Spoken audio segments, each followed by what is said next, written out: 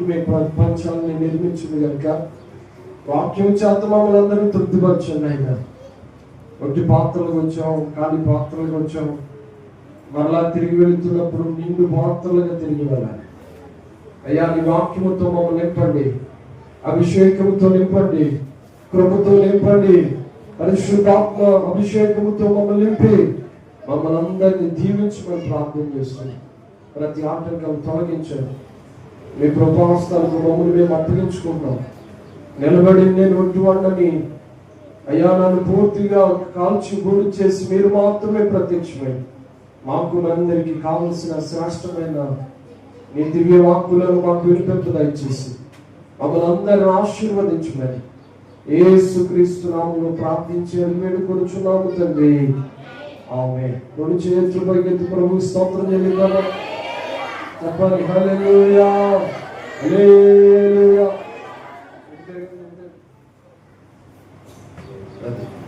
దేవుని వాక్యాన్ని శ్రద్ధగా విందాం. ఇంకా దేవుని వాక్యంలో నుండి మనం కొన్ని విషయాలు నేర్చుకుందాం. మత్తయి సువార్త 28వ అధ్యాయం 9వ వచనం 10వ వచనాలు చదువు. మనకు కావాల్సింది కేవలం 9వ వచనంలో ఒక మాట. యేసు వారి వద్దకు వచ్చి, అక్కడ ఏమని వ్రాయబడ్డది? యేసు వారిని ఎదుర్కొని మీకు శుభమని చెప్పాను. వారు ఆయన వద్దకు వచ్చి ఆయన పాదములు పట్టుకుని ఆయనకు మొక్కగా. యేసు ప్రభువారట ఈ లోకంలో 33 సంవత్సరాలు జీవించి ఆయన మరణం యొక్క పాతాళం యొక్క తాళపు చెవులను స్వాధీనము చేసుకుని మరణాన్ని గెలిచి ఆయన సజీవుడే మృత్యుంజయుడే 3వ దినమందు ఆయన మరణాన్ని గెలిచిన మహనీయుడు ఆయన. దేవునికి స్తోత్రం కలుగుగా. హల్లెలూయా. యేసు ప్రభువారు కేవలం 3.5 సంవత్సరాలు మాత్రమే సువార్తను ప్రకటించారు. ఈ 3.5 సంవత్సరాల్లో చాలా అద్భుతాలు ప్రభు చేశాడు. చాలా మంది దెయ్యాలను వెలుగొట్టాడు, చాలా మంది రోగుల్ని స్వస్థపరిచాడు, చాలా మంది పక్షవాతం కలిగిన వారిని బాగు చేశాడు, అనేక మంది అక్కర కలిగిన వారికి వారి అవసరతను ప్రభు తీర్చాడు. ఇలా చెబుతూ వెళితే చాలా విషయాలు ఉన్నాయి. యేసయ్య చేసిన అద్భుతాలు రాయడానికి ఆయన ఒక దైవజనుడు చెప్పాడు, ఆకాశము ఒక పేపర్గా చేసి భూమిలో ఉన్న నీళ్ళన్నీ కూడా ఒక సిరాగా చేసి రాసుకుంటూ పోతేనట ఆకాశమైన పేపర్ అంతా ఆకాశము తరిగిపోద్ది, నీళ్ళని సిరా అంతా కూడా అయిపోద్ది, కానీ యేసయ్య అద్భుతాలు మాత్రం తరిగిపోవట. చేతులెత్తి ప్రభు స్తోత్రం చెప్పండి. హల్లెలూయా, హల్లెలూయా. యేసయ్య అన్ని అద్భుతాలు చేశాడు. యేసు ప్రభువారు చిన్ననాటి నుండి చాలా అద్భుతాలు, చాలా మిరాకిల్స్ ఆయన వ్యక్తిగత జీవితంలో చాలా జరిగాయి అనేది చరిత్రకారులు చెప్తారు.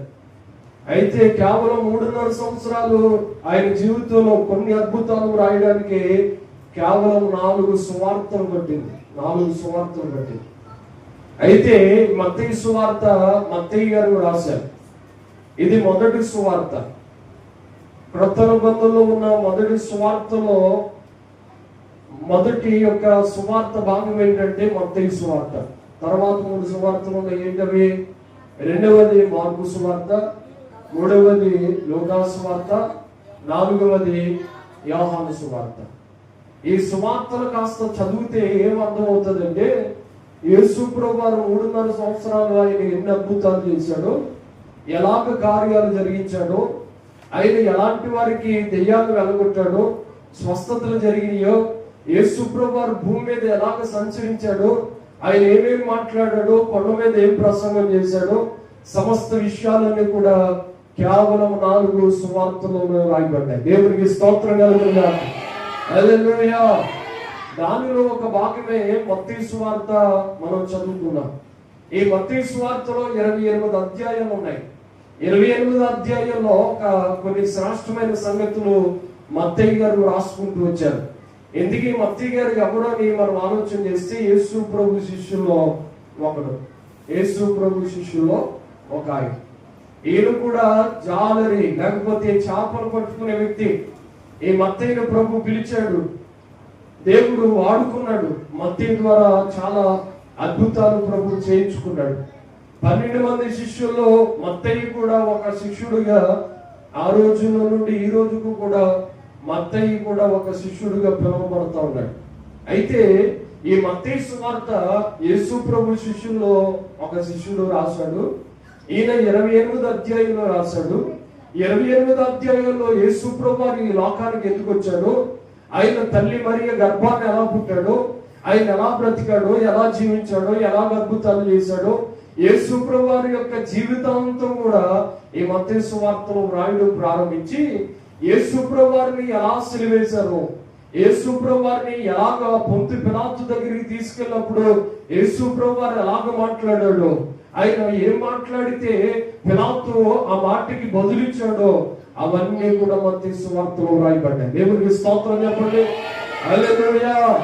ఈ మత్తయి సువార్తలో పొంతు పిలాతు దగ్గరికి యేసు ప్రభు వారిని అరెస్ట్ చేసిన తర్వాత ఆ రాత్రి, గురువారం రాత్రి యేసు ప్రభు వారిని పట్టుకుని అరెస్ట్ చేసి తీసుకుని వెళ్ళారు. తీసుకుని వెళ్ళి ఇంచుమించుగా ఆయన్ని ఆ శుక్రవారం ఉదయకాలమే అనగా 6 గంటలకి సభ ఎదుట హాజరుపరిచారు. హాజరుపరిచి యేసు ప్రభువును ప్రశ్నించడం ప్రారంభించాడు. పిలాతు ఏమని, ఇదిగో వీరందరూ యూదుల రాజు అని అంటున్నారు, నిజమేనా? నా దగ్గర నేను విడిపించడానికి అధికారం ఉంది, నిన్ను చంపే అధికారం కూడా నాకు ఉంది, నేను విడిపించే అధికారం నాకు ఉంది, కాబట్టి నువ్వు నాతో మాట్లాడాయా అని అడిగాడు. యేసు ప్రభువు అన్నారు, నువ్వు యూదుల రాజు అంటే నీవు అన్నట్టే అన్నాడు. దేవునికి స్తోత్రం చెప్పండి. నిద్రపోయే వాళ్ళందరూ స్తోత్రం చెప్పండి. హల్లెలూయా. నిద్రట్లేదా? దేవునికి స్తోత్రం కలుగునుగా. హల్లెలూయా, హల్లెలూయా. నా ఎదురుగా కూర్చుని నిద్రపోవడానికి ఎంత ఏమి గుడ్లో ఉండదు అసలు. దేవునికి స్తోత్రం కలుగునుగా. హల్లెలూయా, హల్లెలూయా. దేవుని వాక్యాన్ని శ్రద్ధగా వినండి. పిలాతు దగ్గరికి తీసుకెళ్లిన తర్వాత యేసు ప్రభువుని నువ్వు యూదుల రాజు అని అడిగితే ఏమన్నారో తెలుసా, నువ్వు అన్నట్టే అని ఒక్క మాట మాత్రమే బదులిచ్చాడట.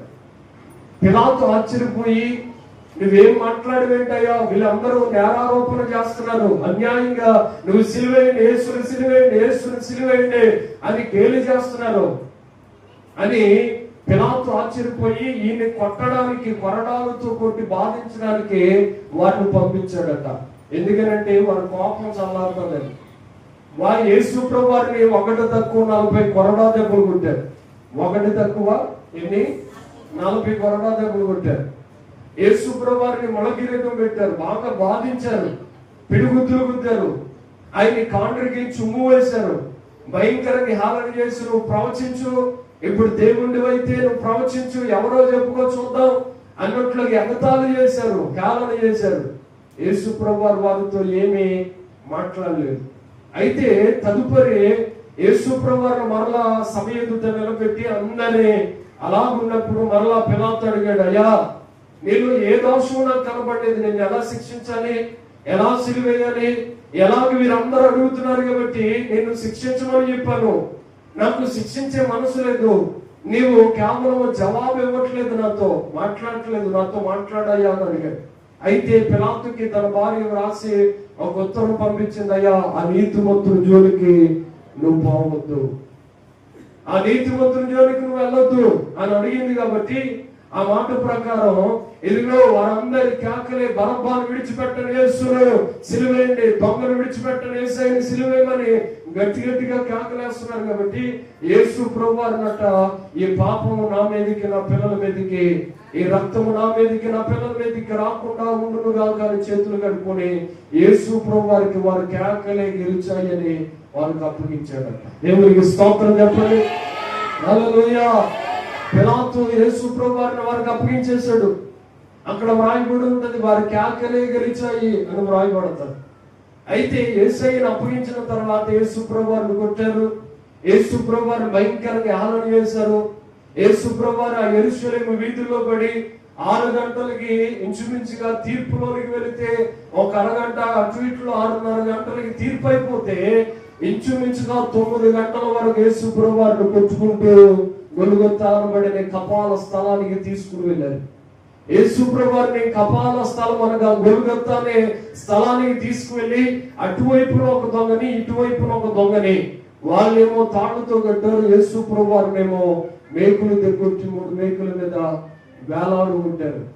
యేసు ప్రభు వారిని ఏం చేశారు? వస్త్రము లాక్కుని ఎదుగో వారు చీట్లు వేసుకుని పంచుకున్నారు. అక్కడ చూస్తున్న వారిలో కొంతమంది కనిపించింది, అయ్యా మనం హేళన చేస్తున్నాం కానీ ఈ నీతిమంతుడు నిజంగా మన కొరకు ప్రాణం పెట్టడానికి వచ్చాడు. దేవునికి స్తోత్రం కలుగునుగాక. హల్లెలూయా. ఆ నీతిమంతుడు ఏం మాట్లాడట్లేదు, ఆ నీతిమంతుడు నోరు తెరవలేదు, ఆ నీతిమంతుడు ఏమి తిరిగి జవాబు ఇవ్వట్లేదంటే వారు కొట్టే వారికి అర్థమైందంట ఆయన నీతిమంతుడని. ఏమంటే బాధించే వారిలో కూడా కొంతమంది మంచోళ్ళు ఉంటారు, చెడ్డోళ్ళు ఉంటారు. పోలీసు వాళ్ళు మంచోళ్ళు ఉంటారా? ఉండరా? రౌడీల్లో మంచోళ్ళు చెడ్డోళ్ళు కూడా ఉంటారు. రౌడీలు అన్నంత మాత్రం అందరూ చెడ్డోళ్ళు ఏం కాదు, కొంతమంది మంచోళ్ళు కూడా ఉంటారు. వాళ్ళు అలాగే ఏ డిపార్ట్మెంట్లోనైనా దేనిలోనైనా మంచి ఉంటది, చెడు ఉంటది, డూప్లికేట్ ఉంటది, ఒరిజినల్ ఉంటది. కాబట్టి క్రైస్తవ్యంలో కూడా డూప్లికేట్ ఉంటది, ఒరిజినల్ క్రైస్తవ్యం కూడా ఉంటది. మనం గుర్తుపెట్టుకోవాలి, డూప్లికేట్ ఎప్పటికైనా డూప్లికేటే, ఎప్పటికైనా ఒరిజినల్ గానే మిగులుతుంది. ఒక కాకట ఉదాహరణగా చెప్తున్నా, ఒక కాకి పావురాలు అన్నిటితో కలిపి అవి చాలా మేత తింటమే, మేత చక్కగా తింటమే, నాకు ఆహారం ఏమి ఉండట్లేదు కాబట్టి నేను ఒక కొండలో మునిగేసి, ఏ కొండలోనో సమం కొండలో మునిగేసి నేను కూడా వాటిలో రంగేసుకుని వెళ్ళిపోతామని ఆలోచన చేసింది. సరేనని మంచిది అనుకుని రంగేసుకుని అటు ఇటు దాని రెక్కలతో ఆ యొక్క అసనం అంతా దాని మీద వేసుకుంది. ఇప్పుడు కాకు కాస్త ఎలా అయిపోయిందంటే పావురంలా అయిపోయింది. ఆ పక్షులన్నింటితో పావురాలన్నింటిలో కలగలిపి ఇది కూడా వెళ్ళి మేతను తింటుంది. మేతను తింటూ అలా ఉంటున్న సందర్భంలో ఆ యజమానుడు మేత చేస్తున్నాడు. ఇదేంటి ఒక కొత్త రకమైన పక్షులాగా కనబడుతుంది, పావురం మీద కొత్తది వచ్చినట్టుంది అని అనుకున్నాడు, డౌట్ పడుతున్నాడు. కానీ మేతను అలాగే వేస్తున్నాడు. ఈలోపు కాస్త సమయం అయిన తర్వాత అది తిన్న తర్వాత కాస్త సమయానికి ఒక ప్రచండమైన వర్షం పడడం ప్రారంభించింది. ఒక వర్షము, ఒక మబ్బు భయంకరంగా వర్షం పడడం ప్రారంభిస్తూ ఉంటే కాకి కాస్త కలర్ వెలిసిపోవడం ప్రారంభిస్తా ఉంది. పావురాలన్నీ కలర్ కాస్త ఒరిజినల్ కనుక అవి కాస్త కలర్ ఏమాత్రం కూడా చెదిరిపోవట్లేదు. కానీ ఈ కాకి కలర్ కాస్త చెదిరిపోతా ఉంది, భయపడిపోతుంది. అమ్మో యజమానుడు కొట్టేస్తాడేమో, ఎదుగో నా యొక్క బ్రతుకంతా బండారం అంతా బయటపడిపోతేమోనని చాలా కలవరానికి గురయ్యి ఆ కాకి కాస్త మౌనంగా దీనంగా అలా ఉండిపోవడానికి ఇష్టపడిపోయింది. అయితే ఆ పావురాలన్నీ కూడా అనుమానించాయి. కానీ అవి ఒక సందర్భంలో ఈ యొక్క కలవంతా వెలిసిపోయిన తర్వాత అవి గుర్తుపెట్టి, నీవు మా జాతికి దానికి సంబంధించింది కానీ కాదు కనుక నీవు మా యొద్ద ఉండకూడదని పావురాలన్నీ కూడా కలగలిపి వెళ్ళి దాన్ని పొడవడానికి వెళ్ళిపోయాక అప్పుడు ఏం చేసిందో తెలిసి అక్కడి నుండి వెళ్ళిపోయింది. మరి అన్నటికీ అది వారి మధ్యలోనికి రాలేదు. ఎప్పటికైనా ఒక వర్షం పడబోతుంది, మన జీవితంలో ఉన్న ఖచ్చితంగా డూప్లికేట్ లేకపోతే మంచిగా ఉందో ఒక రోజున తేలబోతుంది. దేవునికి స్తోత్రం కలుగునుగా. హల్లెలూయా, హల్లెలూయా, హల్లెలూయా. యేసయ్యను ఆరాధించే మనం పిలాతుకి తెలుసు నీతిమంతుడు జోలికి వెళ్ళదు అని. ఏమంటే నేటికి క్రైస్తవేత్తరులకి తెలియాలి, యేసు ప్రభు ప్రాణం పెట్టడానికి వచ్చాడు, సజీవుడై తిరిగి లేచాడు, ఆయన మరణాన్ని గెలిచాడు, ఆయన చెప్పినట్లుగా నిజంగా వాస్తవంగా జరిగాయి. ఆయన భూమి మీద పలికినట్లుగా జరిగింది కనుక ఆయన త్వరలో రాబోతున్నాడు అనే విషయాలు కూడా క్రైస్తవేత్తరులు అనగా ప్రభుని తెలుసుకోని వాళ్ళు కూడా తెలియచే రోజులు రాబోతున్నాయి. దేవునికి స్తోత్రం చెప్పండి. హల్లెలూయా. పిలాతు లాంటి వారు కూడా తెలిసే రోజులు రాబోతున్నాయి. యేసు ప్రభువు ఎందుకు ప్రాణం పెట్టాడు, ఎందుకు తిరిగి లేచాడు, ఆయన 3 మేకుల మీద ఇంచుమించుగా ఒక 6 గంటల పాటు యేసు ప్రభువు ఎందుకని ఆ యొక్క శిలువలో వేలాడు కొట్టబడ్డాడు మనందరికీ తెలియబడి రోజులు రాబోతున్నాయి.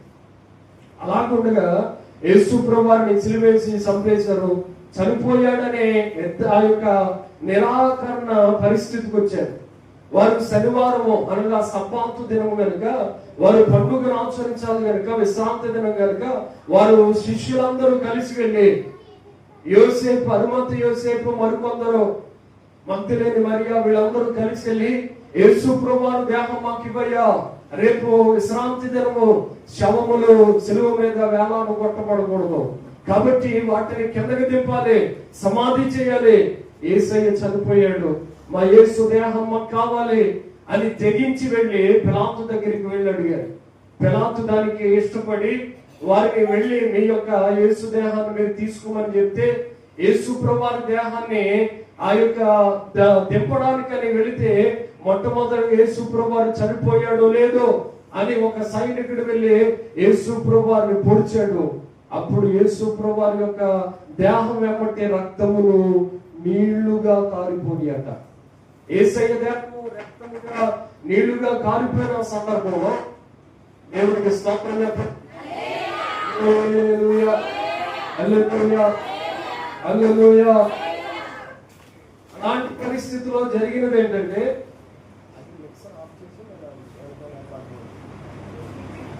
దేవునికి స్తోత్రం, హల్లెలూయా.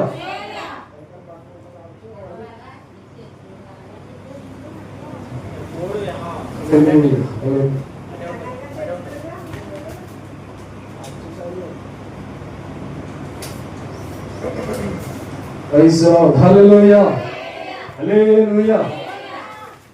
యేసు ప్రభువారిని అలాగా సమాధి చేశారు. ఒక అద్భుతమైన మాట రాయబడి ఉన్నది, యేసు దేహములో ఒక్క ఎముక కూడా వెలగొట్టబడలేదట. ఇద్దరు దొంగలు ఉన్నారు చూడండి, వారిద్దరి ఎముకలు ఇరిచారు. యేసు ప్రభువారి అటువైపున ఒక దొంగ, ఇటువైపున ఒక దొంగ ఉన్న ఇద్దరు ఎముకలు కూడా కిందకి తీసుకుని వచ్చిన తర్వాత వాళ్ళ కాళ్ళని విరగొట్టి వారి చేతులు విరగొట్టి సమాధిలో పెట్టారు. కానీ యేసయ్య దేహంలో ఉన్న ఒక్క ఎముక కూడా విరగొట్టలేదు. దేవునికి స్తోత్రం కలుగుగాక. హల్లెలూయా, హల్లెలూయా. ఆ ఒక్క ఎముక ఎందుకు విరగొట్టబడలేదో నేను ఇప్పుడు చెప్పను, తర్వాత ఎప్పుడైనా సందర్భం వస్తే చెప్తాను. కానీ దేవుని వాక్యాన్ని శ్రద్ధగా ఉండండి. యేసు ప్రభువారిని సమాధి చేశారు. సమాధిలో పెట్టబడిన తర్వాత వారికి అర్థమైన విషయం ఏంటంటే యేసయ్య తిరిగి లేస్తాడు, ఆయన సమాధిని గెలుస్తాడు, దేవుడు చెప్పిన మాట ప్రకారం తిరిగి వస్తాడనే విషయం యేసయ్య శిష్యులో ఎవరికి గుర్తులేదు. కానీ యేసు ప్రభువారిని హేళన చేసిన వారికి బాగా గుర్తుంది. యేసుని సిలువేయండి, యేసుని సిలువేయండి అని అరిచిన వారికి బాగా గుర్తుంది.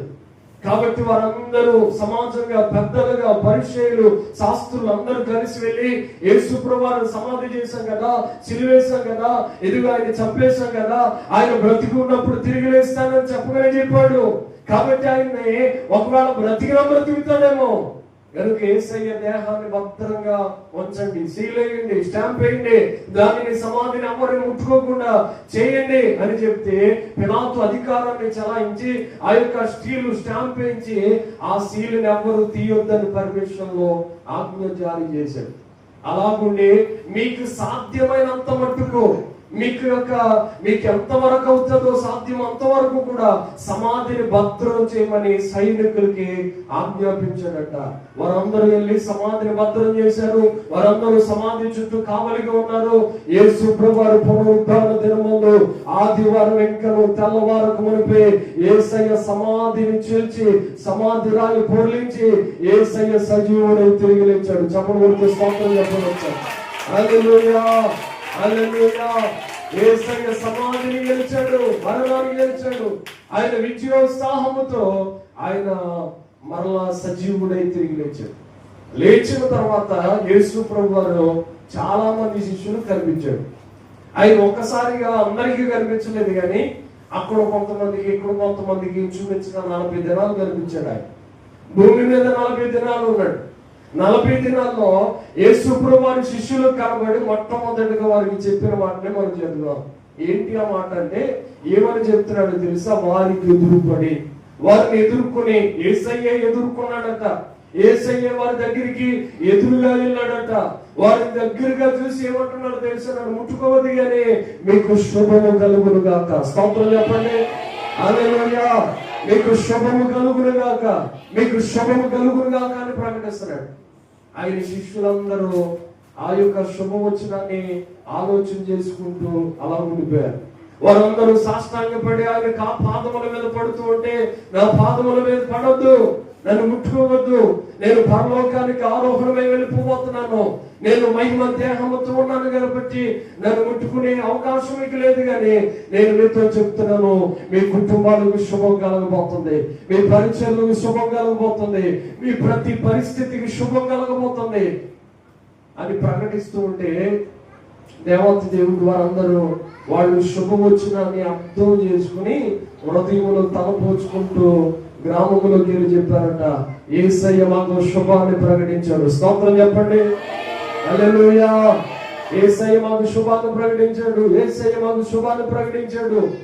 ఎంతకీ వారికి కలిగిన శుభం ఏంటి? వారికి కలిగిన శుభం ఏంటి? వారి జీవితంలో పొందుకున్న శుభం ఏంటో మనము కొన్ని విషయాలు జాగ్రత్తగా ఆలోచన చేద్దాం. యేసయ్యని మనం ఎప్పుడైతే ఎదుర్కొంటామో, కలుసుకుంటామో, యేసయ్య మన జీవితాల్లో, మన కుటుంబానికి ఒక శుభవచనాన్ని పలుకుతున్నాడు ఈ మధ్యాహ్న కాల సమయంలో. ఆ శుభవచనం నీకు కూడా కావాలా అని అంటే ఆశపడితే ఖచ్చితంగా నీ జీవితానికి ఎంతో ఉపయోగకరంగా ఆ శుభం ఉంటుందని, శుభం కలుగుతుందని ఖచ్చితంగా నేను దేవుని విశ్వసించి ప్రకటించగలుగుతున్నాను.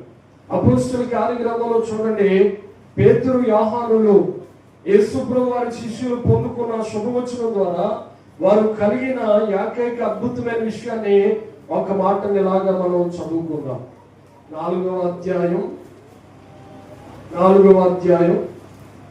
8-13 వచనం.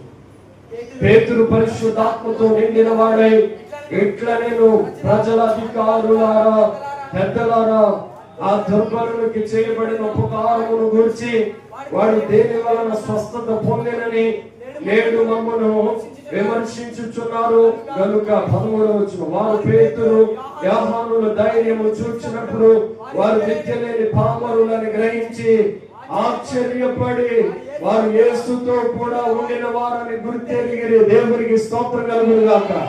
హల్లెలూయా. ఈ మధ్యాహ్న కాల సమయంలో యేసయ్య మనందరికీ శుభవచనం పలుకుతున్నాడట. మీకు శుభము కలుగును గాక అని ప్రకటిస్తున్నాడు. ఇంతకీ మనకు కలిగే శుభం ఏంటి అని అంటే, ఇంతకీ వారికి యేసు ప్రభు వారి శిష్యులు కలిగిన శుభం ఏంటో మనం ఆలోచన చేద్దాం. పేతురు, యోహానులు యేసు ప్రభు వారి శిష్యులే కదా. వారిరువురు అందరూ ఇంచుమించుగా 120 మంది కలిసి వెళ్ళి వారు మేడగదిలో పరిశుద్ధాత్మ కొరకు కనిపెట్టారు. వారి మీదకి పరిశుద్ధాత్మ దేవుడు దిగి వచ్చాడు. వారు అగ్ని నాలుకల వలె విభాగింపబడి వారి మీదకి దిగి వచ్చి వ్రాలగా వారందరూ పరిశుద్ధాత్మ శక్తిని పొందుకొని అన్య భాషలతో మాట్లాడసాగారట. స్తోత్రం కలుగును గాక. హల్లెలూయా. ఎవరైతే శుభాన్ని కలగాలని ఆశపడతారో వారందరి జీవితంలో కలిగే శుభం ఏంటో తెలుసా? మనలోనికి పరిశుద్ధాత్మ దేవుడు వచ్చేస్తాడు. స్తోత్రం చెప్పండి, హల్లెలూయా. శుభము కలిగితే మనలోని పరిశుద్ధాత్మ వస్తుంది. ఆ పరిశుద్ధాత్మను పొందుకున్న పేతురు, యోహానులు ఒక కుంటివాడును స్వస్థపరిచిన తర్వాత వారిని సమాజం ఎదుట నిలబెట్టి మీరు ఎందుకు ఎలా చేస్తున్నారని అడిగితే పేతురయ్య గారు లేచి నిలబడి ఏమని చెప్తున్నాడు తెలుసా? ఇదిగో ఆ దుర్బలునికి, ఆ యొక్క వ్యక్తికి కలిగినది ఏంటో తెలుసా? మీరు అన్యాయంగా యేసయ్యని సిలువేశారు, అన్యాయంగా చంపేశారు, ఆయన్ని సమాధిని చేశారు. ఆయన సమాధిలో లేడు, ఆయన తిరిగి లేచిన దేవుడు, ఆయన మరణాన్ని గెలిచాడు, మృత్యుంజయుడు తిరిగి లేచి మా అందరికీ కనిపించాడు 40 దినాలు. దేవుడికి స్తోత్రం కలుగును గాక. హల్లెలూయా. మా అందరికీ 40 దినాలు కనిపించి మాకు శుభవచనాలు ప్రకటించాడు. ఆ శుభము ద్వారా మేమందరం పరిశుద్ధాత్మను పొందుకున్నాం. పరిశుద్ధాత్మ ద్వారానే ఇప్పుడు ఆ యొక్క వ్యక్తికి మేము స్వస్థతను అనుగ్రహించగలిగాం. వెండి బంగారం వల్ల కలగదండి, ఇదిగో వ్యక్తుల వల్ల కలగదు, అధికారాలను బట్టి కలగదు. మాకు ఇవ్వబడిన దేవుని యొక్క పరిశుద్ధాత్మ శక్తి ద్వారా మేము చేతుల నుంచి ప్రార్థించినప్పుడు ఆ యొక్క వ్యక్తి తిరిగి మరలా స్వస్థత పొందుకున్నాడు. స్తోత్రం కలుగును గాక. హల్లెలూయా. ఆయన స్వస్థత పొంది ఆ గుంటూరు వెళ్ళి ఎవరితో చెప్పొద్దు అంటే అందరితో చెప్పేశాడు. ఏమన్నా తెలుసా? మా యేసు ప్రభు వారు మమ్మల్ని స్వస్థపరిచాడు. ఎవరో 2 వ్యక్తులు వచ్చారు, 2 పాస్టర్ గారు అంట. వాళ్ళు నేను దేవాలయం దగ్గర, మందిరం దగ్గర అడుక్కుంటున్నాను భిక్షాటం చేస్తున్నాను, అందరూ వెళ్తున్నారు వస్తున్నారు, కానీ ఇద్దరు వ్యక్తులు ప్రార్థన చేసుకోవడానికి వస్తున్నారు. అక్కడికి వచ్చిన వారు నేను ఏమన్నా ఎండి బంగారాలు ఇస్తానేమోనని వారి వైపు తేరు చూస్తున్నాను. వారు తెల్లని వస్త్రాలు ధరించుకుని ఉన్నారు. వారిద్దరూ వెండి బంగారం నాకు లేదు, కానీ వారు కలిగినదే నీకు ఇచ్చుచున్నాము, నా జనయుడైన యేసుక్రీస్తు నామములో నువ్వు లేచి నడవనగానే నా యొక్క శీలమండలంలో బలం వచ్చేసింది, మోకాళ్ళలో బలం వచ్చేసింది, నా యొక్క శరీరంలో బలం వచ్చేసింది. ఎంతకాలము నేను నడవలేకుండా చచ్చిపడిపోయిన నా కాళ్ళు మరలా తిరిగి బలం పొందుకున్నాను. నేను ఇప్పుడు సజీవుడిగా లేచి నిలబడి పరుగులు ఎత్తుతున్నానంటే కేవలము యేసయ్య నన్ను స్వస్థపరిచాడని చెప్పడం ప్రారంభించాడు. దేవునికి స్తోత్రం కలిగినగాక. హల్లెలూయా. మనం కూడా ఏం చేయాలో తెలుసా? స్వస్థత పొందేసుకున్న తర్వాత మానేయడం కాదు, స్వస్థత పొందిన తర్వాత కుంటూరు చెప్పినట్టుగా మనం కూడా చెప్పాలి, మేము యేసయ్య నామములో స్వస్థతని పొందుకున్నాం. ఎవరి ద్వారా పొందుకున్నారయ్యా? ఎవరో ఇద్దరు పాస్టర్ గారు వచ్చారండి, వాళ్ళ పేర్లు కూడా నాకు తెలియదు. వాళ్ళిద్దరూ పలానా చోట ఉంటారట, ప్రార్థన చేసుకోవడానికి దేవాలయంలోకి వెళ్ళారు అని అంటే పెద్దలందరూ ఈ కుంటూరుని తీసుకుని ఆ యొక్క ప్రార్థన చేసుకునే స్థలానికి వచ్చేసారు. రాష్ట్రంలో మీరు బయటికి రమ్మన్నారు. వాళ్ళిద్దరు వెళ్ళి నిలబడ్డారు. పేతురు యోహానులకి ఏమీ తెలీదు, అప్పటి వరకు ధైర్యంగా మాట్లాడలేదు. వాళ్ళిద్దరూ కలిసి వెళ్ళి నిలబడితే ఏం మాట్లాడాలి, పెద్దలతో ఏం మాట్లాడాలా, అధికారులతో ఏం మాట్లాడాలని ఆలోచించుకుంటూ ఉండగా వాళ్ళందరూ సమాజంగా కూర్చోబెట్టి వీళ్ళిద్దరిని నిలబెట్టి అడుగుతున్నారు, మీ ఏదో అధికారాన్ని బట్టి స్వస్థతను అనుగ్రహించారు, మీరు ఎలా చేశారు దీన్ని? మీకేమన్నా స్వస్థత వరం ఉందా? మీకేమన్నా దెయ్యాన్ని మాంత్రిక శక్తులు ఉన్నాయా, శాతపడి శక్తులు ఉన్నాయా, మరుగుతుందా అని అడుగుతూ ఉంటే మా దగ్గర ఏమీ లేవు, కానీ నజరేయుడైన యేసుక్రీస్తు నామముని మేము స్వస్థతను అతనికి ప్రకటించాం. అతడు తిరిగి లేచాడు, అతడు బ్రతికాడు, స్వస్థత పొందాడు అని చెప్పగానే వెంటనే ఆశ్చర్యపోయి వీరు తెలియని పామర్లు కదరా, ఎంత ధైర్యం ఎక్కడ చేసిందిరా అనుకున్నాను. స్తోత్రం చెప్పండి. హల్లెలూయా. వాళ్ళకి ఏమి రాదంట? చదువు రాదంట. వాళ్ళకి ఏమి రాదు? ఎలాగైనా విన్నారా? వాళ్ళకి ఏమి రాదు? చదువు రాదు. చదువు బాగా అన్నాడు. చదువుతో సంబంధమే ఉండదు. అసలు దేవుణ్ణి విశ్వసించిన తర్వాత మన జీవితాల్లో మన కుటుంబాలు శుభము జరగడం ప్రారంభిస్తే చదువుతో ఏం పని ఉండదో, చదువు రాకపోయిన అద్భుతాలు జరుగుకుంటూ వెళ్ళిపోతాయి. దేవునికి స్తోత్రం. హల్లెలూయా. చదువులతో పని ఉండేది కాదు. డిగ్రీలు చదివేసి కూడా చాలా మందికి ఆంటీ రావట్లేదు. ఏమంటే బిఏలు, బీకాంలు, అంటే బీటెక్లు, అన్ని టెక్లు చేస్తున్నారు, కానీ ఏ టెక్ చేసినా కానీ వీళ్ళకి మాత్రం ఏమీ రావట్లేదు, జాబ్ రావట్లేదు. ఏం చేద్దామన్నా కానీ వాళ్ళకి సరైన శుభం కలగట్లేదు. వారి జీవితంలో ఏంటో వారి జీవితం నిరాశగా నిస్పృహగా మారిపోతున్న జీవితాలు మనం చూస్తున్నాం. కానీ నేను ప్రకటిస్తున్న సువార్త ఒకటి, ఎవరైతే యేసుని ఎదుర్కొంటారో వారి జీవితంలో శుభం కలుగుతుంది. స్తోత్రం కలుగుగాక. హల్లెలూయా. అక్కడ వ్రాయబడి ఉంది, మీరు విద్యలోని పామరులను గ్రహించి వాళ్ళు యేసుతో కూడా ఉండిన వారని గుర్తించారట. ఒక అద్భుతమైన మాట అండి. ఎవరితో ఉండేవారు వాళ్ళు? చెప్పాలి దగ్గరే. ఎవరితో ఉండేవాడు వాళ్ళు? యేసుతో ఉంటే మన జీవితము అద్భుతంగా మారిపోతుంది. దేవునికి స్తోత్రం. హల్లెలూయా. హల్లెలూయా. దైవజనుడు ఒక పెద్ద పాట రాశాడు. షారోను ఫలములు పూసిన పుష్పమై, లోయలలో పుట్టిన వల్లి పద్మమునై, నీ ప్రేమాతిశయమునే నిత్యము కీర్తించుచు ఆనందమయమై మరచితివి షారోను వనములు పూసిన పుష్పమై, లోయలలో పుట్టిన వల్లి పద్మమునై, నీ ప్రేమాతిశయమునే నిత్యము కీర్తించుచు ఆనందమయమై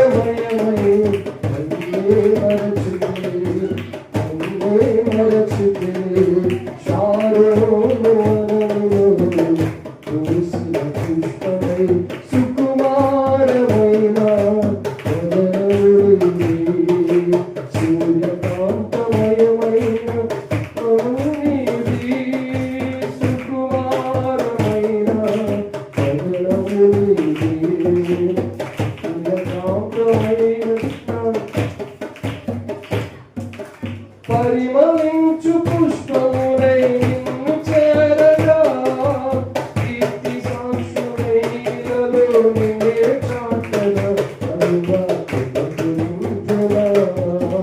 పరిమళించు పుష్పమై నిన్నే చూపగా క్రీస్తు సాక్షిలో నిన్నే చాటగా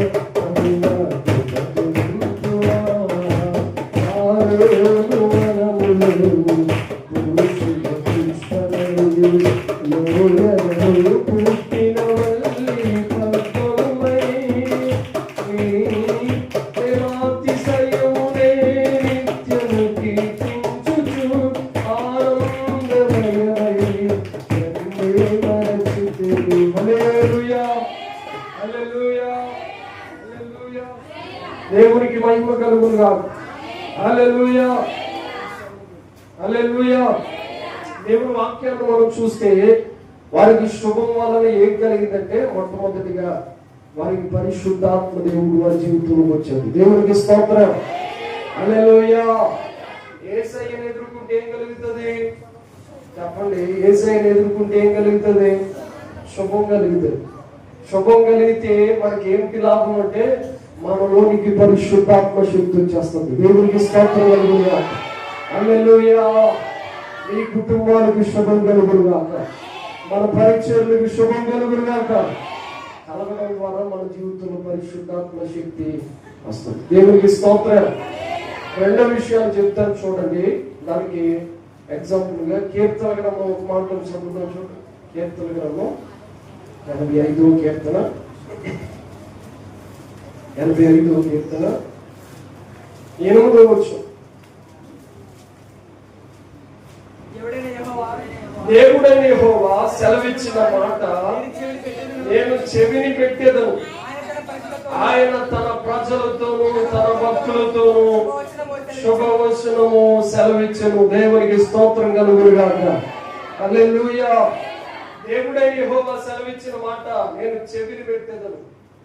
ఏమంటున్నాడంటే భక్తుడు కోరాహు కుమారుడు ఈ కీర్తన రాస్తుంటున్నాడు, ఇదిగో ఆయన భక్తులతో మాట్లాడినప్పుడు నేను చెవిని పెడతాను అని అంటూ కింద మాట్లాడుతున్నాడు. ఆయన తన ప్రజలతోనూ తన భక్తులతోనూ శుభవచనము సెలవిచ్చెను. దేవునికి స్తోత్రం కలుగునుగాక. హల్లెలూయా. మనందరికీ శుభవచనం కలగబోతుంది. దేవునికి స్తోత్రం చెప్పండి. హల్లెలూయా. ఏంటి శుభవచనం అంటే దేవుడు మరియమ్మ దగ్గరికి తన దేవదూతను గబ్రియేలు దూతను పంపించి ఏమన్నాడు తెలుసా? అమ్మా ఏమన్నాడు? మీకు ఒక శుభవచనము కలగబోతుంది. ఏంటి ఆ శుభవచనం అని ఆలోచన చేస్తూ ఉండగా ఇదిగో తన ప్రజలను వారి పాపముల నుండి ఆయనే రక్షించును. యేసుక్రీస్తుని గర్భమును పొందబోతున్నాడు. దేవునికి స్తోత్రం కలుగునుగాక. హల్లెలూయా, హల్లెలూయా.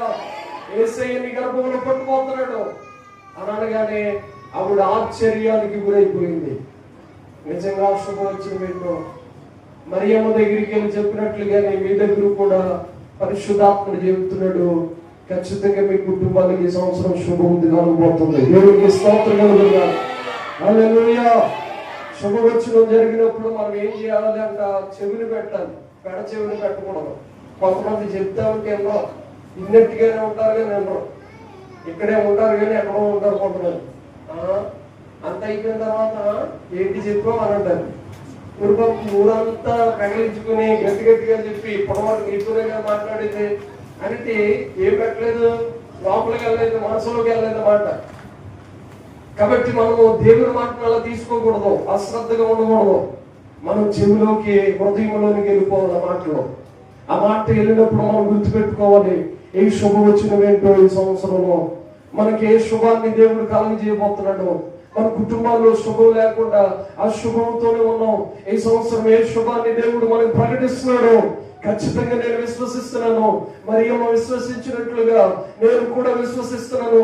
నా జీవితంలో కూడా శుభం కలగబోతుంది. దేవునికి స్తోత్రం. హల్లెలూయా. ఆ శుభవచనమే మొట్టమొదటిది ఏంటంటే పరిశుద్ధాత్మను మనము పొందుకోబోతున్నాం. ఇంకా పరిశుద్ధాత్మను పొందుకోలేదా? అయితే మీరు కనిపెట్టండి, ఈ సంవత్సరంలో దేవుడు మీ మీదకి పరిశుద్ధాత్మను పంపబోతున్నాడు. మీరందరూ భాషలతో మాట్లాడబోతున్నారు, మీరు ప్రవచించబోతున్నారు. దేవుడు అద్భుత కార్యాలు మన జీవితంలో జరిగించబోతున్నాడు. ఎందుకు పరిశుద్ధాత్మ ఎంత అవసరమో తెలుసా? ఆత్మ లేని వాడు ఆయన రాజ్యానికి వారసుడట. మనం పరిశుద్ధాత్మను పొందుకోకపోతే, పరిశుద్ధాత్మతో నింపబడకపోతే పరలోక రాజ్యానికి వెళ్ళం. కాబట్టి ఆత్మ లేకపోతే దేవుని రాజ్యానికి వారసులు అవ్వలేం. ప్రతి ఒక్కరు ముసలోళ్ళు, యవనస్తులు, వృద్ధులు, పెద్దలందరూ గుర్తుపెట్టుకోండి, మీరందరూ పరిశుద్ధాత్మతో నింపబడాలి. ఎప్పుడు నింపబడతాం? ఇంటిగాడు నింపబడతాం, చర్చకు వచ్చిన నింపబడతామని ఇంటిగాడి ఊడిపోతే నింపబడడం. ఎక్కడికి వస్తే నింపబడతామో తెలుసా? ఇప్పుడు మండని పొలాలకి వెళ్ళి మండే పొలాల దగ్గర పెట్టాం అనుకోండి, ఏమవుతుంది? మండని కూడా మండుతాయి. దేవుడికి స్తోత్రం. హల్లెలూయా. మనం ఇంటి దగ్గరే ఉంటే నన్ను నింపు ప్రభువా, నా లోనికి రా ప్రభువా, నా దగ్గరికి రా ప్రభువా అంటే రాడు. దేవుని వాక్యం సెలవిస్తుంది, దేవుని దగ్గర రండి, అప్పుడు ఆయన మీదకి వస్తాడు. మనం దేవుని దగ్గరకు వస్తే దేవుడు మన దగ్గరకు వస్తాడు. మనం నింపబడాలన్న ఆసక్తి ఉంటే మందిరంలోకి వచ్చి ఆరాధనలోని, పాటల్లోని పాలు పొందాలి. పరిశుద్ధాత్మతో నింపబడాలి. నేను ఆత్మతో నింపబడాలి. సంవత్సరం నేనేమైనా పరిశుద్ధాత్మను పొందుకోవాలి, అన్ని భాషలతో మాట్లాడాలి, ప్రవచించాలి, నేను సంఘానికి క్షేమాభివృద్ధి కలిగేటట్లుగా ప్రవచనం చెప్పాలి అనే ఆశ మనకుంటే, మనం పాటలన్నీ అయిపోయిన తర్వాత తాయిగా ఖాళీగా రావడం కాదు, పాటలోనే వచ్చేయాలి, ప్రార్థన చేసుకోవాలి.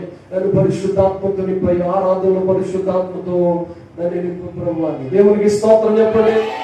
హల్లెలూయా. మనందరి మీదకి పరిశుద్ధాత్మ దేవుడు ఈ సంవత్సరంలో నింపబోతున్నాడు. దేవునికి స్తోత్రం కలుగుగాక. హల్లెలూయా. కరిగిపోయిన మన జీవితంలో, అయిపోయిన మన జీవితంలో దేవుడు తన కృప చేత మనం నింపబోతున్నాడు. దేవునికి స్తోత్రం కలుగుగాక. హల్లెలూయా. ఫర్ ఎగ్జాంపుల్ కి మనము ఇదో గ్లాస్ అనుకోండి, గ్లాసులో ఫుల్గా నీళ్ళు ఉన్నాయి అనుకోండి, ఈ నీళ్ళని కాస్త వేరే గ్లాసులో ఎత్తే ఏమవుతుంది? ఇది ఎత్తుతుంది. అవుతుంది అవునా? అవుతుంది కదా. ఇప్పుడు ఎల్త్ అయిపోయిన తర్వాత ఎత్తుగానే ఉంటే ఎంతమంది దాహాన్ని తీర్చగలుగుతాం? ఒక్కరు కూడా తీర్చగలుగుతాం. అప్పుడు ఫుల్ కావాలంటే మళ్ళీ ఏం చేయాలి? దీనిలోనికి నీళ్లు ఖచ్చితంగా. పరిశుద్ధాత్మ నేను ఎప్పుడూ పొందుకున్నానయ్యా, పరిశుద్ధాత్మతో ఎప్పుడూ నింపబడిపోయారు, సరిపోతలే సక్కపెట్టుకున్నాం అనంటే కూడా ఎలితైపోతుంది. చాలా మందికి నువ్వు పరిశుద్ధాత్మ శక్తి ద్వారా చాలా మంది జీవితాలు కట్టావు, చాలా మంది కుటుంబాలు కట్టావు. ఇది ఎలుతైపోయింది. నీలో పరిశుద్ధాత్ముడు ఎలుతైపోతున్నాడు, ఖాళీ అయిపోతున్నాడు. కాబట్టి ఏం చేయాలంటే నీవు మరలా పరిశుద్ధాత్మను పొందుకుంటూ నింపబడుతూ ఉండాలి. నీవు ఎప్పుడైతే ఖాళీ అయిపోతున్నానో గుర్తుపెట్టుకుంటావో, నీలోనికి ఇంకా పరిశుద్ధాత్మ లోపలికి, పరిశుద్ధాత్మ నన్ను నింపయ్యా నింపయ్యా నింపయ్యా అని అడుగుతావో, బాగా నింపబడితే అప్పుడు అనేక మందికి దాహాన్ని తీర్చగలుగుతాం. స్తోత్రం కలుగుగాక. హల్లెలూయా. హల్లెలూయా. మన దాహం తీర్చబడాలన్నా, ఎదుటివాడి దాహం తీర్చబడాలన్నా మనలోని దేవుని శక్తి రావాలి, పరిశుద్ధాత్మ శక్తి రావాలి. మనం అందరం పరిశుద్ధాత్మతో నింపబడుకోవాలి. అదేంటయ్యా పరిశుద్ధాత్మ అంటే ఎలా ఉంటది అంటే, ఎలా ఉంటుందో చెప్తాను వినండి. పరిశుద్ధాత్మ మన మీదకి వచ్చినప్పుడు ఒక అగ్ని మన మీదకి దిగి వచ్చినట్టుగా అనిపిస్తుంది, అంతే. ఇంకా అంతకంటే ఏముండదు. పరిశుద్ధాత్మ వచ్చినప్పుడు మనలో మనం ఉండవు, దేవునితో మనం కనెక్ట్ అయిపోతాం. పరిశుద్ధాత్మ మనలోకి వస్తే మనం ఏం మాట్లాడతాం మనకి తెలియదు, పరిశుద్ధాత్మ దేవుడే మనతో మాట్లాడిస్తాడు. దేవుడికి స్తోత్రం కలుగుగాక. హల్లెలూయా. పరిశుద్ధాత్మ చెప్పమని చెప్పాలి, పరిశుద్ధాత్మ వెళ్ళమనే చోటుకి వెళ్ళాలి, పరిశుద్ధాత్మ ఎక్కడైతే మాట్లాడమంటే అక్కడ మాట్లాడాలి. పరిశుద్ధాత్మ వెళ్ళొద్దని ప్రదేశాలకి మానేయాలి. ఆయన వెళ్ళొద్దన్నా కానీ మనం వెళ్ళామనుకోండి, ఇది ఏమైపోతుందో తెలిసి ఖాళీ అయిపోతుంది. ఖాళీ అయిపోతే ఎంత కొట్టుకున్నా, ఎంత గింజుకున్నా, ఎంత ఏం చేసినా ఏమంటే సంవత్సరాలు పడుతుంది మనకు. కాబట్టి అయిపోయేదాకా ఉండకూడదు. సగం అయిపోతున్నప్పుడే గుర్తుపెట్టుకోవాలి, అయ్యా నాలో సగం అయిపోతుంది, నాలో తగ్గిపోతుంది ఆత్మ. పరిశుద్ధాత్మ నాలో అయ్యా కాస్త తగ్గిపోయింది, వాక్య శక్తి నాలో తగ్గిపోయింది, పరిశుద్ధాత్మ లీడింగ్ నాలో తగ్గిపోయింది, కాబట్టి నన్ను నింపయ్యా అని అడుగుతుంటే పరిశుద్ధాత్మ చేత మనం నింపబడతాం. ప్రార్థనలో కనిపెడుతుంటే ఆటోమేటిక్ గా పరిశుద్ధాత్మతో నింపబడతాం. దేవునికి స్తోత్రం కలుగుగాక. హల్లెలూయా. హల్లెలూయా. పరిశుద్ధాత్మ మనలోకి వస్తే ఏం జరుగుతుంది? శుభం కలుగుతుంది. స్తోత్రం చెప్పండి. హల్లెలూయా. ఎస్తేరు గ్రంథం 9వ అధ్యాయం 21వ వచనాన్ని చదువుదాం. శుభం ద్వారా మనకి ఎలాంటి కార్యాలు జరుగుతాయో మనం కొన్ని విషయాలు చదువుదాం. ఎస్తేరు గ్రంథం 9వ అధ్యాయం 21వ వచనం.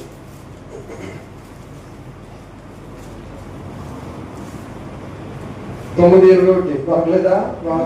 యూదులు తమ పగవారి చేత ప్రార్థన గ్రంథం పక్కన ఉందా? ఎక్కడుందా? దొరికిందా అందరికి? యూదులు తమ పగవారి చేత బాధపడక నెమ్మది పొందిన దినములనియు వారి దుఃఖము పోయి సంతోషం వచ్చిన నెలనియు వారు మూడుగుట మారిన శుభదినమనియు ప్రతి సంవత్సరము ఆదారు నెల యొక్క 14వ దినము 15వ దినమున వారు ఆచరించుకొనుచు విందు చేసుకొనుచు సంతోషముగా నుండి దేవునికి స్తోత్రం కలుగును గాక. హల్లెలూయా, హల్లెలూయా. ఎస్తేరు గ్రంథంలో ఎస్తేరు అనే మాటకి ఇంగ్లీష్ వర్డ్ ఏంటంటే స్టార్, నక్షత్రం అని అర్థం కదా. ఎస్తేరు అనే మాటకి నక్షత్రం అని అర్థం. ఈ ఎస్తేరు తల్లి చాలా భక్తిపరురాలు చిన్నప్పుడు నుండి. అయితే తన పిల్ల తండ్రి చిన్నాను పెంచుకుంటూ ఉన్నాడు జాగ్రత్తగా. తల్లిదండ్రులు ఉన్నారు లేరు ఏమీ రాయబడలా. వాస్తవానికి తల్లిదండ్రులు లేరనే చాలా మంది చెప్తారు. అయితే తల్లిదండ్రులు లేని ఆ బాబుని లేకపోతే ఆ యొక్క ఎస్తేరుని ఒక పిల్ల తండ్రి చిన్నాను పెంచుకుంటూ చాలా జాగ్రత్తగా కాపాడుకుంటాడు. రాజ్యం ఒకటి ఉంది. ఆ యొక్క రాజ్యంలో ఆ దేశంలో రాణి యొక్క స్థానాన్ని కోల్పోయింది. కేవలం రాజుగారి మాట వెనక వల్లే రాణి యొక్క స్థానాన్ని కోల్పోయింది. రాజుగారు అన్నారు విందు చేయించి అందరిని కూర్చోబెట్టి అమ్మ రాణి అమ్మను పిలిపించు అని అనగానే పనిగత్తులు అందరూ వెళ్ళి రాణి అమ్మ నేను పిలుస్తున్నాను రా అమ్మ అని అంటే నేను రాను, ఆడి మాట నేను ఇదేంటి అన్నది. కొంతమంది అయితే ఆడవాళ్ళు పింక్ మాట ఉంటారు, ఇంకా వాళ్ళు ఎవరి మాట వినరు, భార్య మాట వినరు, భర్త మాట వినరు, ఎవరి మాట వినరు. కాబట్టి ఏం జరుగుతుందో తెలిసి ఆటోమేటిక్ గా గొడవలు స్టార్ట్ అయిపోతాయి. అక్కడ ఇక్కడున్న రాజుగారికి రాణి అమ్మగారు రమ్మన్నప్పుడు వచ్చుంటే బాగుంది కదా, నేను రాను అని పక్కకెళ్ళి కూర్చుంది.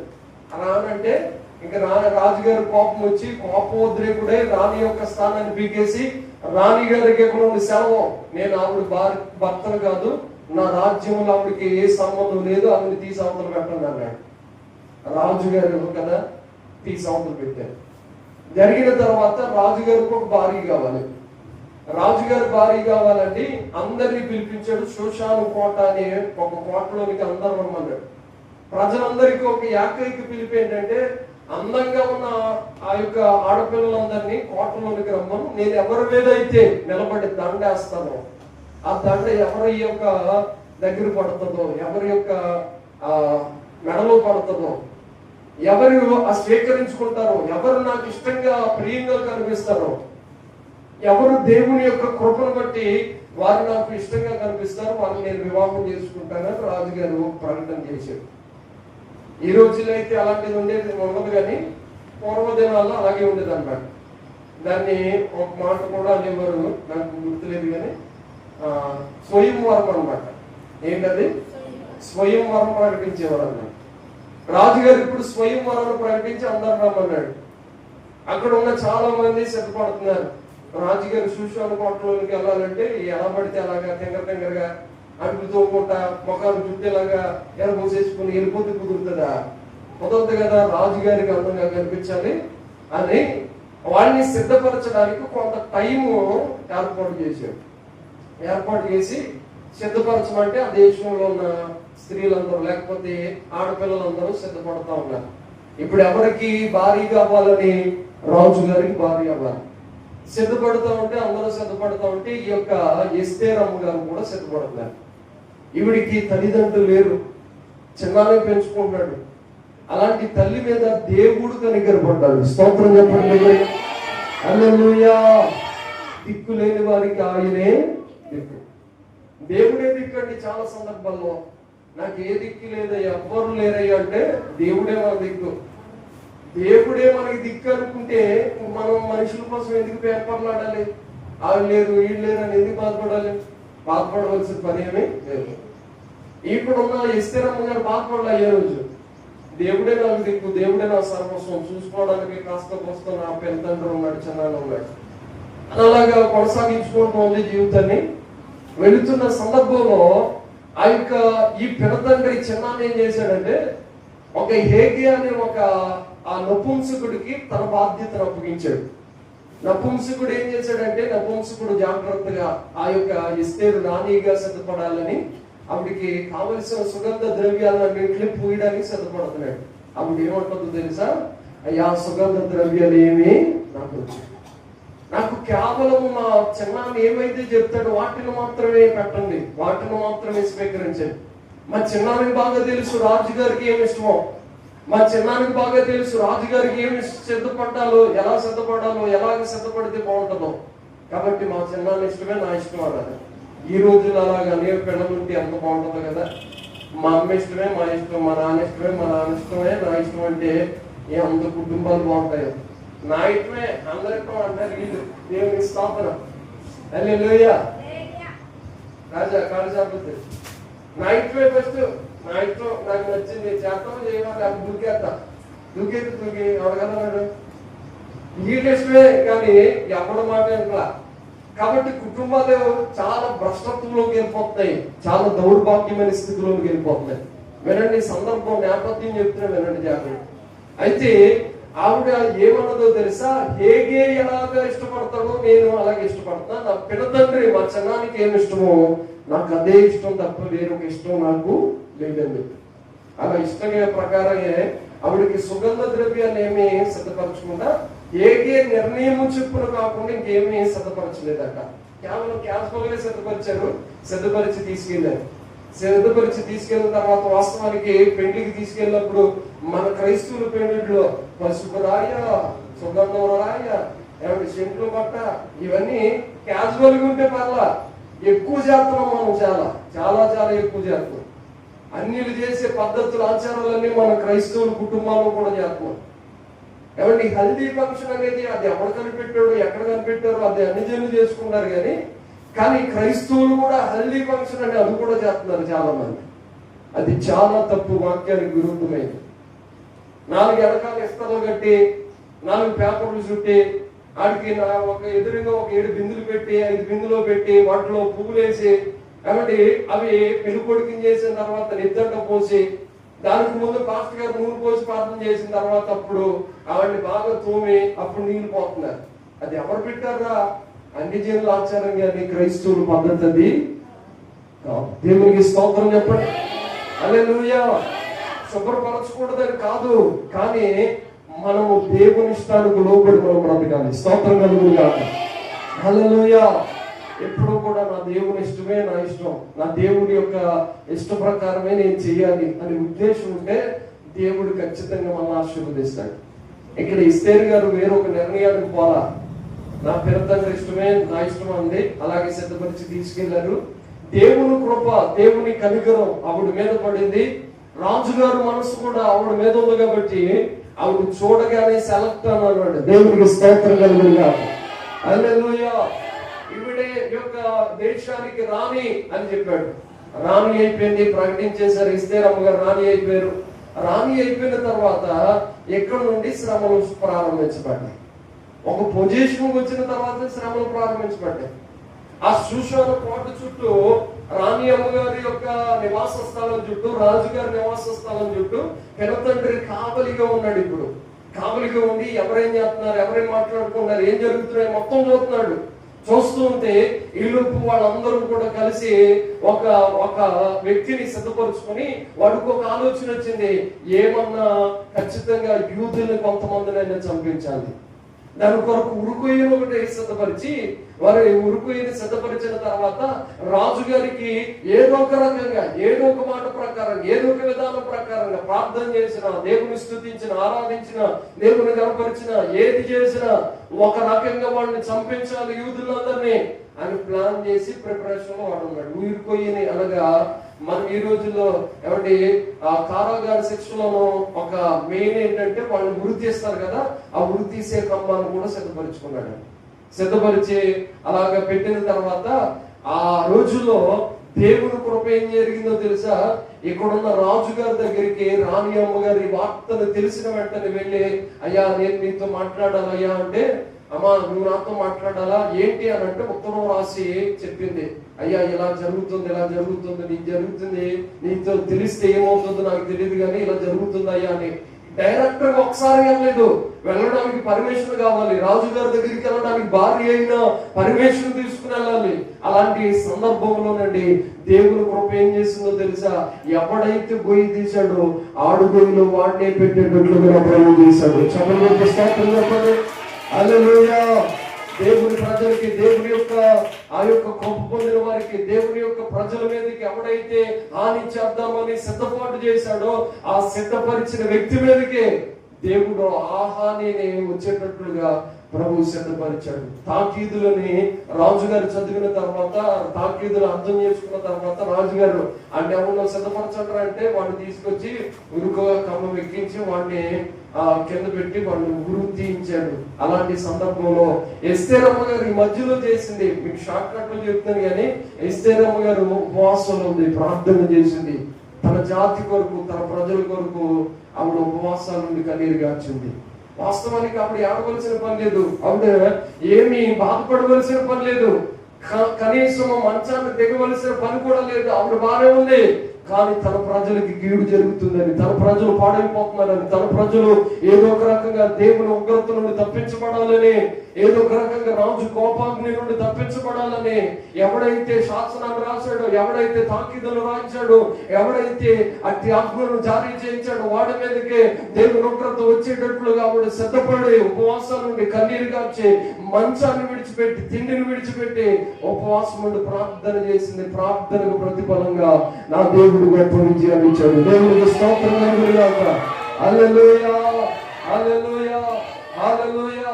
ఆ సంవత్సరం అంట ఆ యొక్క ఎవడు తీసుకున్న గొయ్యిలో వాడే పడేటట్లుగా వాడి దేవుడు అలాగే చేయించిన తర్వాత అక్కడ ఉన్న పెద్దలందరూ, అధికారులందరూ అప్పుడు శుభవచనం ప్రకారం విందు చేయించుకుని సంబరపడ్డారట. స్తోత్రం కలుగునుగాక. హల్లెలూయా. కాబట్టి మన మీదకి శత్రువు వస్తే మనం కంగారు పడవలసిన, మన దేవుడు మన పక్షాన ఉన్నాడు. యుద్ధము యెహోవాదే. దేవుడు యుద్ధం చేస్తానంటున్నాడు, మనం భయపడవలసిన పని. కాబట్టి మన మనుషులు భయపడి వాళ్ళు ఇలాగ అంటారు, వీళ్ళు అలాగ అంటారు. మన కోసం ఎంతో మంది రకరకాల మాట్లాడతారు. మనం మంచి చేసిన తప్పుడే అంటారు. మన యొక్క యథార్థతను కాపాడుకున్న యోగులాగరు ఎక్కడో పాపం చేసి ఉంటాం, అందుకని ఇలా జరుగుతుందని మన మీద నేరారోపణ చేసే వ్యక్తులు ఎక్కడో చోట కనబడుతూనే ఉంటారు. ఏం చేసినా కానీ ఒకటి మాత్రం ఖచ్చితంగా గుర్తుపెట్టుకోవాలి, మనం ఆరాధిస్తున్న దేవుడు మనకి మేలే చేస్తాడు, శుభమే పలుకుతాడు, మనకు ప్రతి సమస్య నుండి మనం విడిపిస్తాడు, మనకు అద్భుతం జరిగిస్తాడు అనే విషయాన్ని మనం గుర్తుపెట్టుకుంటే ఆ శుభవచనం ద్వారా మనము కాపాడబడ్డమే కాదు, మన ప్రజలందరినీ కాపాడుకుంటాం. దేవునికి స్తోత్రం కలుగునుగాక. హల్లెలూయా, హల్లెలూయా. శుభం కలగడం ద్వారా ఏం జరుగుతుందయ్యా అని అంటే మనము కాపాడబడతాం, మనతో పాటు ఉన్న వారందరినీ కాపాడుతాం. కాబట్టి అలాంటి శుభవచనం కావాలా? అయితే ఈ పూట, ఈ మధ్యాహ్న కాల సమయంలో యేసయ్యను ఎదుర్కోవాలి, యేసయ్యను కలుసుకోవాలి, యేసయ్యతో మనం ఉండాలి. అలా యేసయ్యతో ఉంటే మొట్టమొదటిది పరిశుద్ధాత్మ అనే శుభవచనాన్ని మనం కలుపుకుంటాం. రెండవది దానితో పాటుగా మనతో ఉన్న వారందరినీ కూడా మనం కాపాడుకునే కృప దేవుడు మనకి ఇవ్వబోతున్నాడు. దేవుడికి స్తోత్రం కలుగునుగాక. హల్లెలూయా. ఆఖరిగా నేను ముగిస్తాను, చూడండి. దేవుని వాక్యం దానియేలు గ్రంథం 10వ అధ్యాయం 3వ మాటగా మనం దేవుని వాక్యాన్ని చదువుకుందాం. దానియేలు గ్రంథం 10వ అధ్యాయం 19వ వచన భాగాన్ని చదువుకున్నాం. శుభము ద్వారా జరిగే కార్యం ఏంటంటే, దేవుని వాక్యాన్ని చూద్దాం. 10:19.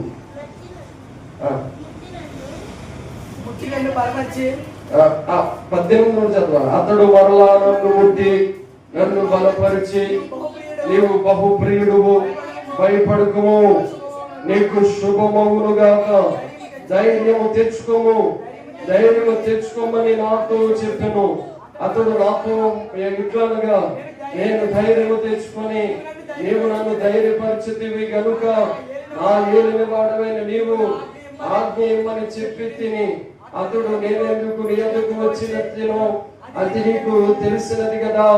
నేను పారసీకుడకు అధిపతితో యుద్ధం చేయుటకు మరలా పోవుదును. నేను బయలుదేరి చూడగా గ్రీకుల దేశం యొక్క అధిపతి వచ్చెను. అయితే సత్య గ్రంథమును రాసినది నీతో చెప్పెదను.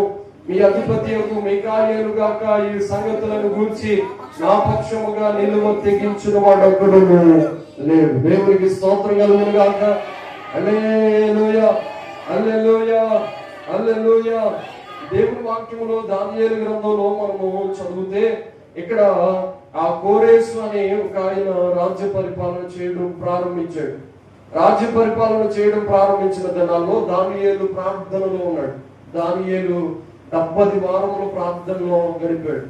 ప్రార్థనలో గడుపుతుంటే, ప్రార్థన చేస్తూ ఉంటే దేవుడు అతని దగ్గరికి దిగి వచ్చి దానియేలుని ముసలి వయసులో వృద్ధాప్యంలో ఉన్నప్పుడు జరిగిన సంఘటన ఇది. దానియేలుని ముట్టుకున్నాడట. దానియేలు నువ్వు బహు ప్రియుడు. స్తోత్రం చెప్పండి. హల్లెలూయా. వృద్ధాప్యంలో ఉన్న దానియేలు దగ్గరికి వచ్చి దానియేలు నువ్వు బహు ప్రియుడు అయ్యా, నాకు చాలా ఇష్టం దానియేలు అంటే అని చెబుతూ నీకు శుభము కలుగుతుంది అని చెప్పాడట. ఏంటయ్యా నీకు శుభవచనం ఏంటి? నన్ను సింహాలో గుహలో వేసినప్పుడు నువ్వు తప్పించావు కదా, ఎదుగో శంకరకు మేషకు అభ్యర్థుని మా ముగ్గురిని కూడా అగ్నిగుండములో పడవేసినప్పుడు నువ్వు తప్పించావు కదా, ఇదిగో రాజ్యం మీదకి రాజ్యం యుద్ధములు భయంకరమైన ఆ యొక్క పరిస్థితులు దాపరిస్తాయని చెప్పినప్పుడు నువ్వు మాతో ఉన్నావు కదా, ఏం చేయాలి ప్రభా, ఈ శుభవచనం ఏంటి అని ఆలోచించుకొని చూడగా దేవుడు అంటున్నాడు, ఈ కోరే సేలుబడిలో చాలా శ్రమలు ఉంటాయి, ఇబ్బందులు ఉంటాయి, అక్కర్లు ఉంటాయి. ఈ అక్కర్లన్నింటిలో నువ్వు చేస్తున్న ప్రార్థన నేను వింటున్నాను. ఈ ప్రార్థనకి జవాబుగాను ఎవరైతే నెబుకద్నెజరు నీ మీద తిరుగుబాటు చేశాడో అతన్ని నేను గడ్డి మేయించబోతున్నాను. దేవునికి స్తోత్రం కలుగును గాక. హల్లెలూయా. అతను పశువై గడ్డి వేస్తాడు. కాబట్టి నువ్వు భయపడక, నువ్వు ధైర్యం తెచ్చుకో, నువ్వు విశ్వాసం కలిగి ఉండు, నువ్వు నిరీక్షణ కలిగి ఉండు. దానియేలు నువ్వు సిగ్గుపడవు, నేను నీ సిగ్గుపరచను. దానియేలు నువ్వు ధైర్యంగా ఉండి నువ్వు బహు ప్రియుడవయ్యా అని చెప్పడం ప్రారంభించాడు. ఇక్కడ ఈ అధ్యాయం అంతా చదివితే దానియేలుకి దేవుడు అద్భుతమైన మాటలు అక్కడ వ్రాయించి పెట్టాడు. ఆలోచన చదువుతున్నాను చూడండి. అతని శరీరము రక్తవర్ణపు రాతి వంటిది, అతని ముఖము మెరుపు వలె ఉండను, అతని కన్నులు జ్వాలమయమై దీపములను, అతని భుజములను, అతని ఆ పాదములను తలతలాడు ఎత్తడిని పోలి ఉండెను. అతని మాటల ధ్వని నరసమూహపు కంఠధ్వని వలె ఉండెను. దానియేలును నాకు ఈ దర్శనము కలుగగా నాతో కూడా ఉన్న మనుషులు దాన్ని చూడలేదు కానీ మిగుల భయక్రాంతులై దాగుకొని వల్లని పారిపోయేది. 11 వచ్చును. దానియేలు నువ్వు బహు ప్రియుడము గనుక నేను నీ యొద్దకు పంపబడితే నీవు లేచి నిలువబడి నేను నీతో చెప్పిన మాటలు తెలుసుకొనవలెను. అతడిలాగా మాట్లాడుట నాతో చెప్పగా నేను వణుకుచు నిలవబడి తిని. దేవునికి స్తోత్రం కలుగును గాక. హల్లెలూయా. ఏమండి, శత్రువుతో దేవుడు మాట్లాడడం ప్రారంభించాడట. దేవుడు మాటలు ఎలా ఉన్నాయో తెలుసా? ఆయన పాదములు అగ్ని వలె తలతలలాడుతూ ఉన్నాయట. దేవునికి స్తోత్రం. హల్లెలూయా. దానియేలు గ్రంథాన్ని చదవండి, ప్రకటన గ్రంథాన్ని చదవండి. యేసు ప్రభువు రాకడ కోసమే ఇక్కడ రాయబడి. కోరేషు దినాలు ఎలా అయిపోతాయో దానియేలు దినాల్లో అక్కడ ఉన్న మాది పారసికుల రాజ్యము, గ్రీకుల సామ్రాజ్యం ఏమైపోద్దో మొత్తం రాజ్యములన్నిటి కోసం రాయించాడు. ఎన్ని రాజ్యాలు వచ్చినాయి అంటే ఇప్పటికీ మాదీయుల పారసిక రాజ్యం వచ్చింది, గ్రీకుల రాజ్యం వచ్చింది, రోమా సామ్రాజ్యం వచ్చింది, ఇప్పుడు బబులోను సామ్రాజ్యం ఇక్కడ దానియేలు గ్రంథంలో ఉంది. వాటితో పాటుగా ఇప్పుడున్న సామ్రాజ్యం పేరు ఏంటంటే తెలుసా? లౌకిక సామ్రాజ్యం. మొత్తం 5 సామ్రాజ్యాలు వచ్చినాయి. ఇప్పుడు లాస్ట్ లో యుగాంతంలో మనం ఉన్నాం. దానియేలుతో ప్రభు చెప్పాడు, దానియేలు ఇదిగో యుగాంతంలో మట్టి ఇనుము కలిసిన రాజ్యము పరిపాలన చేస్తుంది. ఒక ప్రభుత్వమే ఏర్పడదు, 4-5 ప్రభుత్వాలు కలిసి ఒక ప్రభుత్వాన్ని ఎన్నుకున్న తర్వాత నేను త్వరగా భూమి మీదకి రాబోతున్నాను. దానియేలు నువ్వు వృద్ధాప్యంలో ఉన్నానని భయపడదు, నువ్వు బహు ప్రియుడు. స్తోత్రం కలుగును గాక. హల్లెలూయా. మనతో దేవుడి మధ్యాహ్న కాల సమయంలో చెప్తున్నాడు, నీకు కలుగుచున్న శుభవచనం ఏంటో తెలుసా? శ్రమంలో నేను ఎలాగా తప్పించబడాలి, ఇబ్బందుల్లో నేను ఎలా తప్పించబడాలి, నాకు వచ్చే కష్టాల్లో, వ్యాధుల్లో, బాధల్లో నేను ఎలా కాపాడబడాలని ఒకవేళ ఆలోచన చేస్తూ ఉంటే, దేవుడు రాకడలో నేను ఎలా సిద్ధపడాలని ఆలోచన చేస్తే దేవుడు అంటున్నాడు, మీరందరూ నాకు బహు ప్రియులు. దేవుడికి స్తోత్రం కలుగును గాక. హల్లెలూయా. శ్రమలలో నేను మీకు తోడై ఉంటాను, శ్రమంలో నేను మిమ్మల్ని తప్పిస్తాను, శ్రమంలో మిమ్మల్ని అరచేతిలో పెట్టుకుని కాపాడుతాను. మీరు భయపడిపోవలసిన పని లేదు. మీకు ఇబ్బందులైన, సమస్యలైన, బాధలైన నేను మీతో సదాకాలము ఉంటానని ప్రభు చెప్తున్నాడు. దేవుడు మనల్ని ప్రియులుగా ఎంచుకున్నాడు కాబట్టి మనం భయపడవలసిన పని లేదు. మనం అందరం గుర్తుపెట్టుకోవాలి, అశుభవచనం ఏంటో తెలుసా? మనం దేవునికి ఇష్టమైపోయామట. స్తోత్రం కలుగుతుందట. హల్లెలూయా. ఈ మధ్యాహ్న కాలశంలో ఒకవేళ దేవుడు రాకడ అగ్ని ఆరదు, భయంకరమైన శ్రమలు మిడతలు వస్తాయట, భయంకరమైన శ్రమలే గంట భూమి మీద ఇక మంచి అనేది ఉండదట. ఏమంటే రాజ్యం మీదకి రాజ్యాలు, దేశం మీదకి దేశము, శ్రమలు, భయంకరమైన కరువులు, ఒక చోటనేమో వరదలు, ఒక చోటనేమో భూకంపాలు, ఒక చోటనేమో ఏమంటే దేశాల మీద దేశాలు యుద్ధాలు చేసుకుంటున్న పాకిస్తాన్కి మన భారతదేశానికి యుద్ధము మొన్నటి వరకు జరిగింది, ఇంకా జరుగుతుంది అనుకుంటా. ఇలాంటి ఇవన్నీ వాతావరణం, ఈ పరిస్థితులన్నీ చూస్తున్నప్పుడు ఏం తెలియజేస్తుందో తెలుసా? యేసయ్యకి ఎవరైతే బహుప్రియులుగా ఉంటారో వాళ్ళని దేవుని రాజ్యానికి దేవుడు తీసుకున్నారు. దేవునికి స్తోత్రం. హల్లెలూయా. దేవునికి ప్రియుడిగా ఉన్నవా? దేవునికి ప్రియురాలుగా ఉన్నవా? నా ప్రియురాల సుందరి వగుదానా అని ప్రభు పరమగీతం గ్రంథంలో రాశాడు. నా ప్రియుడా అని దానియేలును పిలుస్తున్నాడు. నువ్వు ప్రియమైన దానివేనా, ప్రియమైన వాడివేనా? దేవునికి ఇష్టంగా బ్రతుకుతున్నామా? మనకి శుభం కలగాలంటే శ్రమలు పోవడం కాదు, మన పరలోకానికి చేర్చబడాలి. ఈ లోకంలో ఏటేళ్ల కాలం శ్రమలు ఉంటానే ఉంటాయి, ఇబ్బందులు ఉంటానే ఉంటాయి. మొన్న పడతానికలో దైవజనం చెప్పినట్టుగా ఏటేళ్ల కాలము మన భూమి మీద శ్రమ పడతానే ఉంటాం. శ్రమలు పోతాయని గ్యారంటీ ఏమీ లేదు. శ్రమల్లో కూడా దేవుడు తన మహిమను మనకి కనపరుస్తానే ఉంటాడు. స్తోత్రం కలుగును గాక. హల్లెలూయా. మనం పరలోకానికి వెళ్ళిపోవాలని ఆశ మనకు ఉండాలి. దేవుని రాజ్యానికి చేర్చబడాలని ఆశతో మనం బ్రతకాలి. పరలోకానికి సిద్ధపడాలి. దేవుని రాజ్యానికి సిద్ధపడాలంటే మనం బహు ప్రియులుగా ఎలా ఉండాలండి? ప్రియులుగా ఉండాలి. దేవునికి ఇష్టంగా ఉన్నామో లేదో ఒకసారి ఆలోచించి దేవునికి ఇష్టంగా బ్రతుకుదాం. దేవుడు మనందరిని ఆశీర్వదించి దీవించి పంపించుగాక. ఆమేన్. తమను వచ్చుదాం, ప్రార్థన చేసుకుందాం. అందరూ తమను వచ్చినట్లయితే ప్రార్థించండి. స్తోత్రం, స్తోత్రం, స్తోత్రం, స్తోత్రం, స్తోత్రం, స్తోత్రం చేయాలి. ప్రార్థన చేయాలి. యేసయ్యా స్తోత్రం. అయ్యా నేను ప్రియుడిగా ఉన్నాను, నీకు